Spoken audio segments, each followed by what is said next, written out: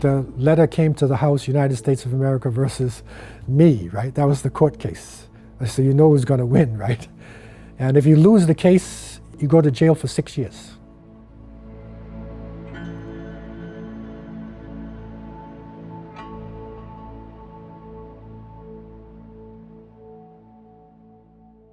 Bismillahir Rahmanir Rahim. My name is Abdullah Hakim Quick. Originally, my name was Ronald Kenneth Quick.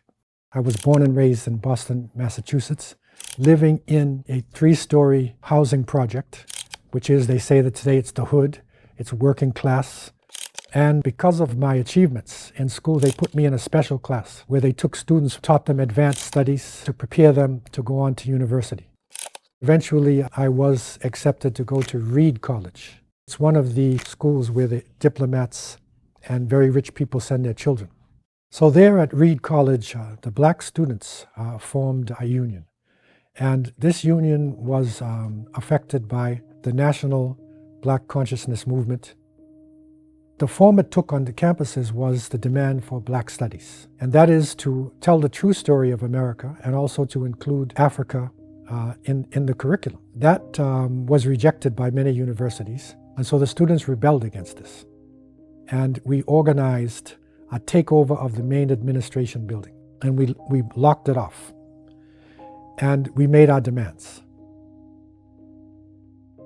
Reed College was under tremendous pressure because it is an ultra-liberal school. And for Reed to be oppressing their students and calling the police, they would lose a lot of their donors. So eventually they agreed to give us the black studies. But later on, they said that this agreement was done under duress, so therefore we're not going to uphold it. And this was a great letdown for us as the students, because it was a just cause and they had agreed. We became disillusioned.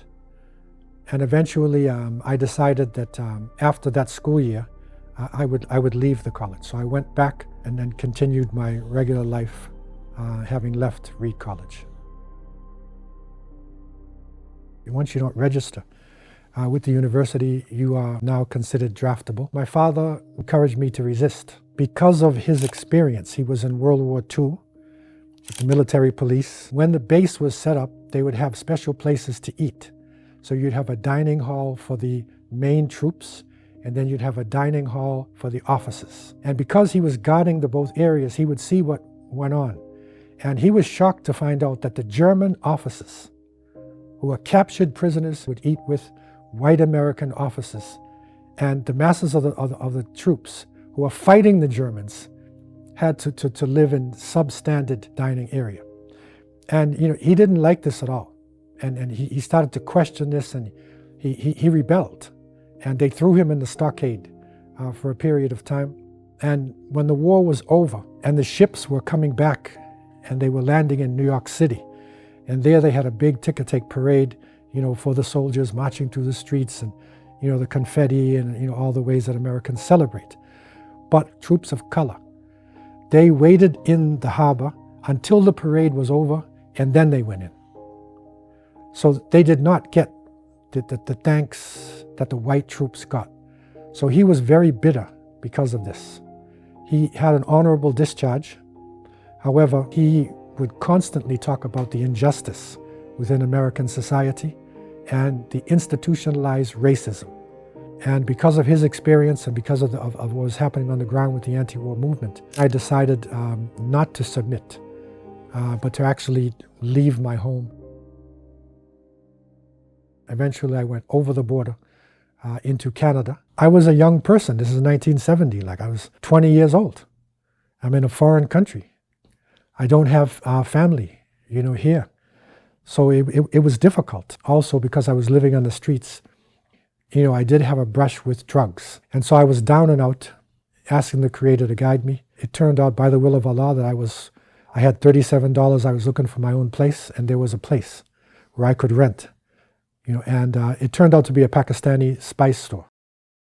The brothers there were very sensitive, practicing Muslims, and they sensed in me this desire to practice Islam. And so they said to me, there's a MSA, Muslim Student Association, camp that is happening at the Islamic Foundation. And one of the most famous lecturers at the time, Dr. Ahmed Saqqa, rahimahullah, who's a Lebanese scholar, activist. And so he convinced me and gave me shahada, there at that camp, alhamdulillah. When I accepted Islam, it was 2 days before Ramadan. On that first night, they took me to the Jami Mosque for the Tarawih prayers, and then my legs were killing me because I played basketball on my knees, right? And so I turned and I said to the brother, if this is Islam, I don't know if I can do this, man. So he said, take it easy. Tarawih means Raha, relax. So then I realized that, Islam is broader than, what it appeared to be. Alhamdulillah, that opened up a new, phase in my life.